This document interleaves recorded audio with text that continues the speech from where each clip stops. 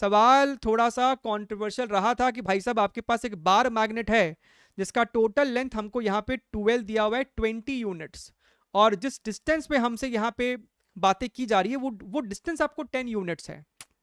So basically सबसे पहला यहाँ पे जो प्रॉब्लम है, जो शायद ही किसी ने ध्यान देने का कष्ट किया, कि भैया आपका ये जो डिस्टेंस है ना, इसके तुलना में कंपैरेबल है, तो ये आपको एक शॉर्ट डाइपोल की गिनती में फिर नहीं आता। लेकिन इस सवाल को तुमको सॉल्व करने के लिए वो शॉर्ट डाइपोल का कंसेप्ट इस्तेमाल करना पड़ेगा। जिस प्रकार से एक इलेक्ट्रिक डाइपोल में इक्वेटोरियल पे फॉर्मूला होता है ना, PK by R cube electric field का, उसी प्रकार से यहां पे भी होता है। इस साउथ पोल और नॉर्थ पोल का एक होता है पोल स्ट्रेंथ, एक होता है आपको पोल स्ट्रेंथ, जिसे हम दिखाते हैं स्मॉल एम से, स्मॉल एम से। और इसका जो मैग्नेटिक मोमेंट होगा कैपिटल एम, वो होता है pole strength multiplied by separation between them 2L।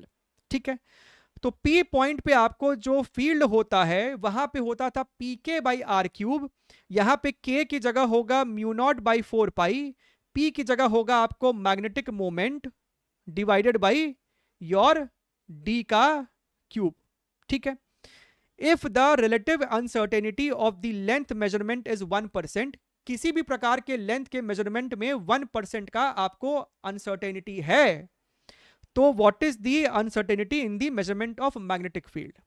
अब यहां पे खास बात यह है कि आपका जो मैग्नेटिक मोमेंट है उसमें भी एक लेंथ छुपा हुआ है, m into 2L। So basically field is proportional to length upon distance का क्यूब।